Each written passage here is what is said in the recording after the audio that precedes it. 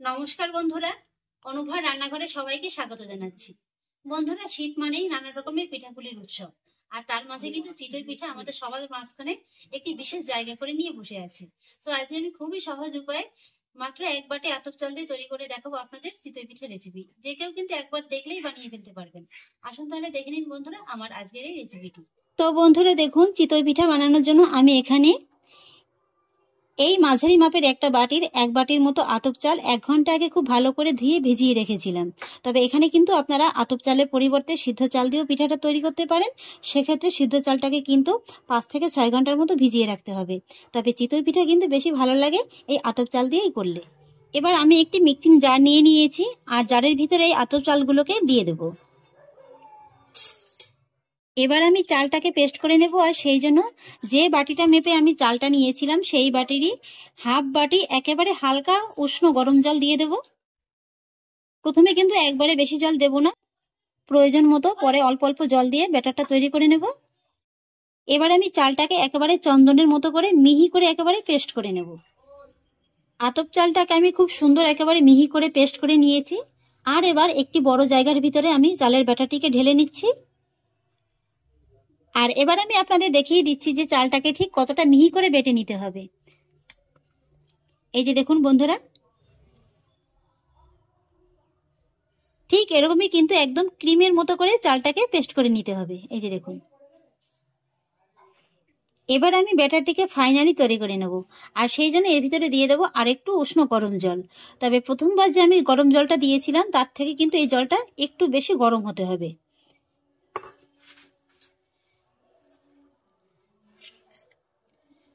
আর বন্ধুরা, এই ব্যাটারটি কিন্তু খুব বেশি ঘনও হবে না, আবার একেবারে কিন্তু পাতলাও হবে না। ঠিক এইভাবেই তৈরি করে নিতে হবে।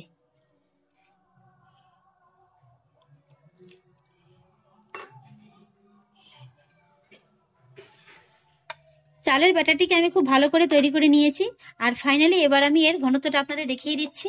এই যে দেখুন বন্ধুরা, খুব বেশি কিন্তু পাতলাও হয়নি, আবার একেবারে কিন্তু ঘনও না। ঠিক এরকম করেই কিন্তু তৈরি করে নিতে হবে।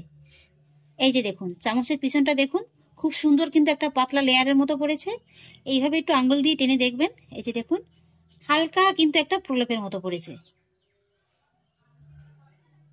আর এবার আমি এই ব্যাটার ভিতরে অ্যাড করব স্বাদ অনুযায়ী লবণ আর হাফ টেবিল চামচ বেকিং পাউডার। এই যে দেখুন বন্ধুরা, বেকিং সোডা নয়, কিন্তু বেকিং পাউডারটাই ব্যবহার করতে হবে।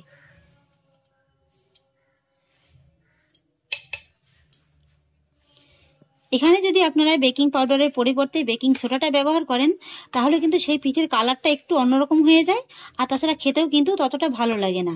এর ভিতরে একটা ছোটা ছোটা কিন্তু গন্ধ আসে, আর বেকিং পাউডারটা দিলে কিন্তু সেই গন্ধটাও আসে না, আর পিঠেগুলো খুব সুন্দর একেবারে ফুলকো ফুলকো হয়। এবার আমি চালের ব্যাটারের সঙ্গে বেকিং পাউডার আর লবণটাকে খুব ভালো করে মিশিয়ে নেব। বেকিং পাউডারটাকে আমি খুব ভালো করে মিশিয়ে নিয়েছি, আর এবার চিতই পিঠা বানানোর জন্য আমার ব্যাটারটি একেবারে কমপ্লিট। এবার আমি ব্যাটারটিকে একটা সাইডে সরিয়ে রাখবো, আর তারপর একটি বাটির ভিতরে নিয়ে নেব সামান্য একটু সাদা তেল আর সামান্য একটু জল। তেল আর জলটাকে খুব ভালো করে ফেটিয়ে নেব। এইভাবে যদি একটু তেল আর জল ভালো করে ফেটিয়ে পিঠেগুলো তৈরি করা হয় তাহলে কিন্তু পিঠেগুলো উল্টানোর সময় খুব সুন্দরভাবে একদম ফিরে যায়। আর এবার দেখুন বন্ধুরা, পিঠেগুলো ভাজার জন্য আমি এরকম একটি ছোট ননস্টিকের সাজ নিয়ে নিয়েছি। এই সাজ দিয়ে কিন্তু খুব সুন্দর পিঠে বানানো যায়। তবে এই ধরনের সাজ যদি আপনাদের কাছে না থাকে সেক্ষেত্রে কিন্তু আপনারা মাটির সাজ কিংবা লোহার সাজটাও ব্যবহার করতে পারেন। আর প্রথমেই কিন্তু আমি সাজটিকে খুব ভালো করে গরম করে নিয়েছি। আর এবার এই সাজের ভিতরে আমি অল্প অল্প করে তেল জলটাকে ভালো করে ব্রাশ করে নেব। তেল জলটাকে ভালো করে ব্রাশ করে নেওয়ার পরে এবার এক এক করে আমি এই পিঠের ব্যাটারটিকে সাজের ভিতরে দিয়ে নেব। তবে প্রত্যেকবারই দেওয়ার আগে কিন্তু ব্যাটারটিকে একবার ভালো করে ফেটিয়ে নিতে হবে, আর ব্যাটারটি দেওয়ার সময় কিন্তু গ্যাসের আঁচটাকে একেবারে কমিয়ে নিতে হবে।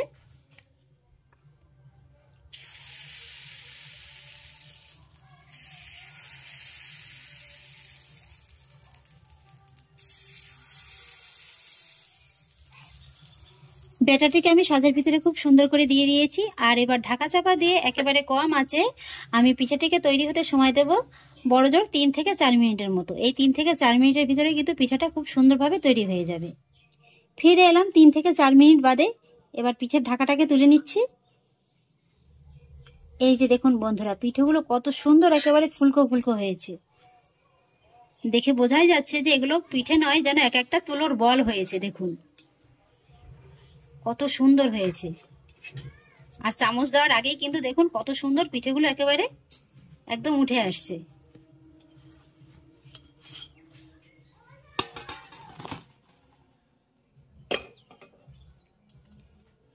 এই যে দেখুন বন্ধুরা, কতটা সফট হয়েছে। আপনারা যদি এর থেকে একটু ক্রিস্পি খেতে পছন্দ করেন তাহলে আরো 1 মিনিটের মতো রাখবেন, তাহলে দেখবেন যে এর পিছনটা কিন্তু খুব সুন্দর একটা সোনালী কালার হয়ে গেছে। কি বন্ধুরা, দেখে মনে হচ্ছে তো এক একটা তুলোর বল। একই রকম ভাবে আরো কয়েকটি পিঠা আমি আপনাদের তৈরি করে দেখিয়ে দিচ্ছি।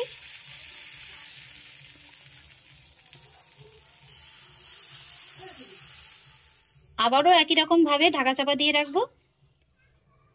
আবারও ঢাকাটাকে তুলে নিচ্ছি। আশা করছি নিশ্চয়ই দেখে বুঝতে পারছেন যে এই পিঠেগুলো কত সুন্দর হয়েছে।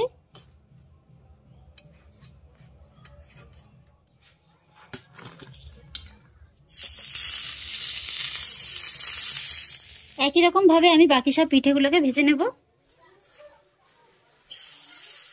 একে একে সবগুলো চিতই পিঠা আমি ভেজে নিয়েছি। আর এরকম শীতের সন্ধ্যায় গরম গরম চিতই পিঠার সঙ্গে কিন্তু খেজুরের পাতলা গুড়টা খেতে খুব ভালো লাগে। তবে অনেকে কিন্তু আবার মাংস দিয়ে খেতেও পছন্দ করেন। তবে আপনাদের যদি ঝটপট চিতই পিঠা খেতে মন চায় তাহলে এইভাবে খুবই সহজে ঝটপট কিন্তু ইনস্ট্যান্ট মিনি চিতই পিঠা বানিয়ে ফেলতে পারেন। দেখতেই পেলেন কত কম সময়ের ভিতরে তৈরি হয়ে যায়। আর চিতই পিঠাগুলো দেখে আর বলার কিছুই নেই, নিশ্চয়ই দেখে নিশ্চয়ই বুঝতে পারছেন যে এগুলো কতটা ফুলকো ফুলকো হয়েছে।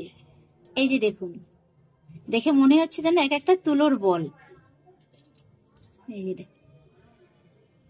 তুলোর মতো নরম। বিশ্বাস করুন বন্ধুরা, এই পিঠাটি একবার হলো বানিয়ে এইভাবে বাড়িতে খেয়ে দেখবেন, খেতে কিন্তু আর অন্যরকম ভাবে মনই চাইবে না। পিঠাগুলোর ভিতরটা দেখুন কত সুন্দর জালিদার হয়েছে। এই যে দেখুন,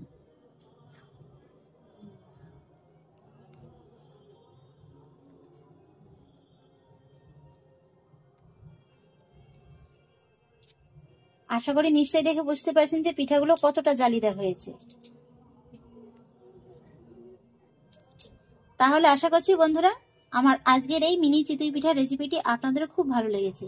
যদি ভালো লেগে থাকে তাহলে আমাকে অবশ্যই একটা লাইক এবং কমেন্ট করবেন, সেই সঙ্গে বন্ধুদের সঙ্গে শেয়ার করবেন। আর প্লিজ বন্ধুরা, যদি আমার পরিবারের নতুন সদস্য হয়ে থাকেন তাহলে একটা সাবস্ক্রাইব করে পাশে থাকা বেল আইকনটি প্রেস করে দেবেন। ফিরে আসছি এরকমই পরের অন্য কোনো নতুন রেসিপি নিয়ে।